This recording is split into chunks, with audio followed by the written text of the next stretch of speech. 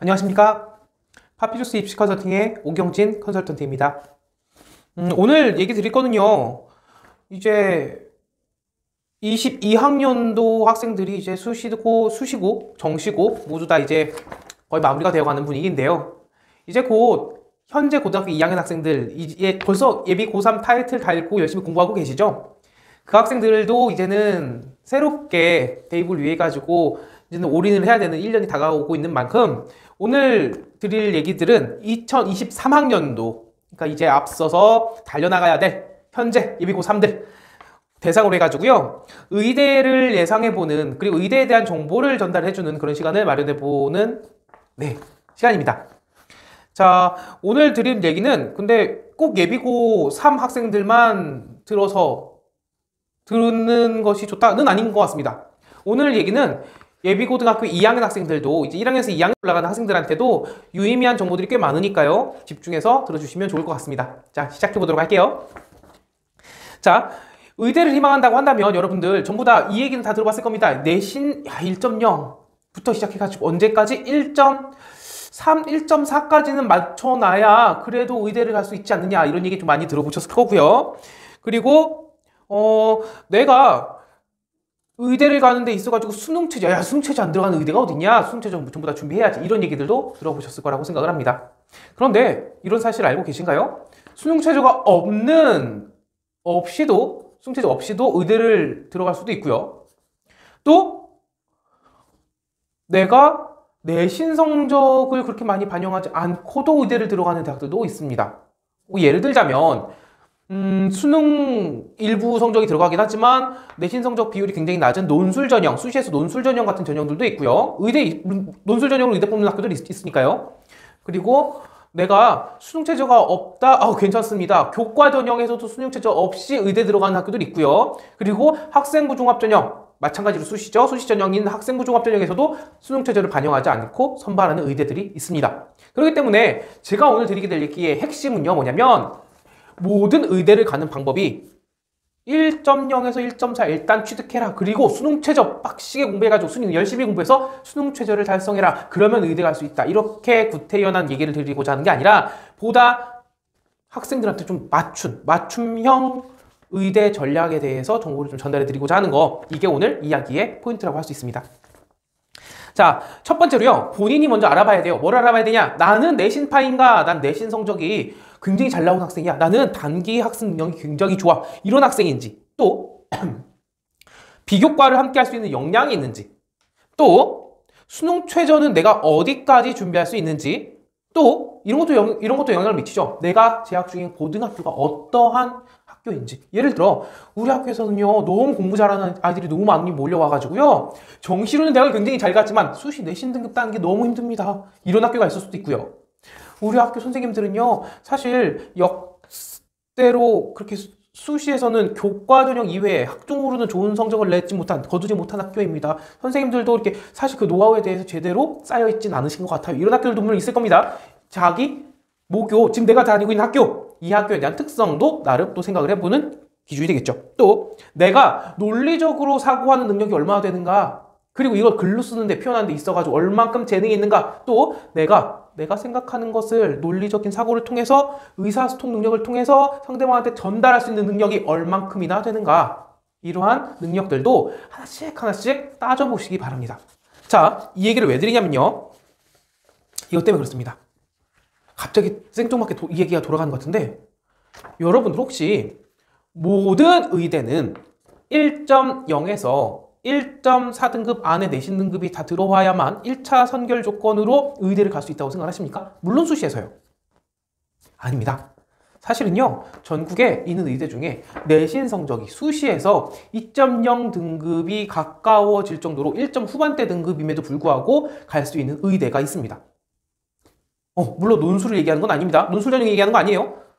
그럼 어디를 얘기를 하는 거냐? 바로 인하대 같은 학교를 얘기합니다. 인하대 같은 학교. 인하대 같은 경우에는 수능 최저가요, 조건이 3개 교과목에 있어가지고 각 1등급을 취득하는 것이 수능 최저 기준 조건입니다. 그럼 생각해보면 모든 인서울권에 있는 의대들도 3합3을 요구하는 경우는 거의 없어요. 보통 3합4, 조금 널널한 데가 3합5 이 정도거든요. 그런데도 불구하고 인하대 같은 경우에는 3합3을 요구하고 있어요. 3, 세계교과목 각 1등급. 이거를 충족시킬 수 있는 학생들이 과연 얼마나 있을까요? 그러다 보니 또 인서울권만큼에 있어가지고 인지도와 인기를 갖고 있는 인하대가 물론 좋은 의대입니다. 그럼에도 불구하고 뭐 서울대 의대나 고대 의대나 뭐 연대 의대나 이러한 의대들만큼의 사실 인지도가 있지는 않잖아요. 그러다 보니 어떤 학생들이 많이 몰려들게 되냐? 내가 내신 성적은 다소 부족해. 그래도 수능체제를 맞출 수 있어. 이런 학생들한테 있어가지고 원픽, 그게 바로 인하대 의대가 되는 거죠. 왜? 그 학생의 능력이 없는 게 아니라 내 장점이 뭐야? 난 수능 최저 맞추는 거에 장점이 있어. 내신은 다소 부족할지라도 이렇게 가는 거죠. 자, 또 하나, 지방대 의대는 인서울권 의대에 비해 가지고 내신 요구 조건이 덜 까다로울까요? 요 오해 꼭 바로 잡으시기 바랍니다. 안 그래요. 예를 들면요, 대전에 위치한 건양대 있습니다. 건양대 의대 같은 경우엔 수능 최저가 반영되지 않는 수시에서 면접 전형이 있어요. 교과 전형이면서 면접 전형, 수능 최저가 반영되지 않거든요. 이 전형의 내신 요구 조건, 커트라인은 몇에서 끝났냐면 항상 1.1 안쪽에서 끝이 납니다. 1.05, 1.08, 1.1등급 안에서 끝나버립니다.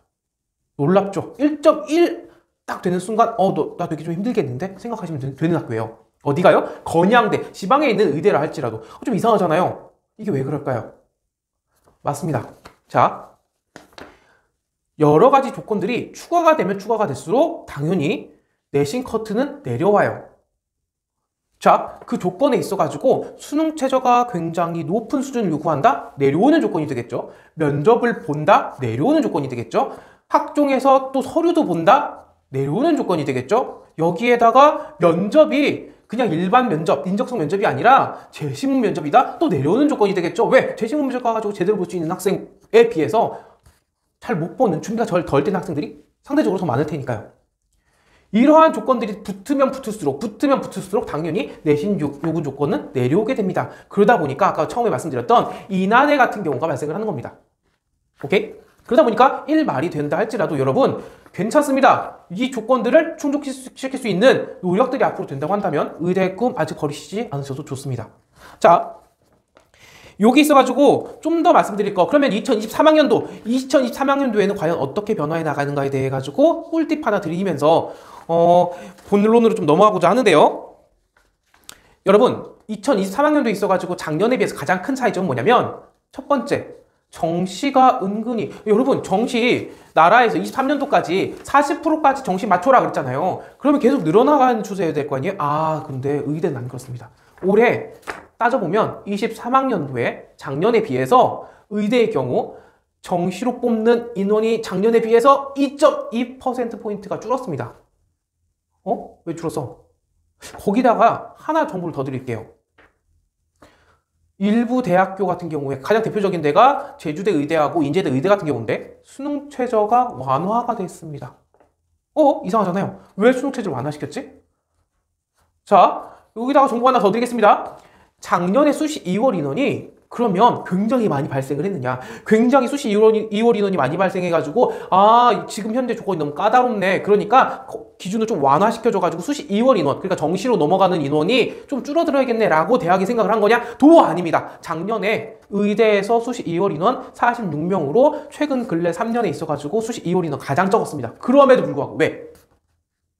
네, 이거 왜 그러냐면요. 지금 정시로 넘겼을 때 있어가지고 결국은 인서울권 같은 경우에는 돌고 돈다 할지라도 결국은 수시 2월인으로 넘어가는 인원들은 그 학교가 인기 없어서가 아니죠. 그런데 결국 시간이 지나가면서 어쩔 수 없이 학생 수의 감소로 인해 가지고 이 영향을 의대조차도 피해갈 수는 없거든요. 그리고 질 좋은 학생들을 어디에서 먼저 묶어둬야 되냐면 수시에서 묶어둬야 돼요. 그러다 보니까 어쩔 수 없이 수시 비중을 낮출 수는 없는 겁니다. 높여야겠죠. 여기서 먼저 우리 학생 먼저 선발해 둬야겠죠. 그리고 나가지고 남는 인원, 정시로 넘어가는 인원을 최소화하겠다. 이런 전략을 각 대학교들도 특히나 지방대 의대 같은 경우에 세우게 되는 겁니다.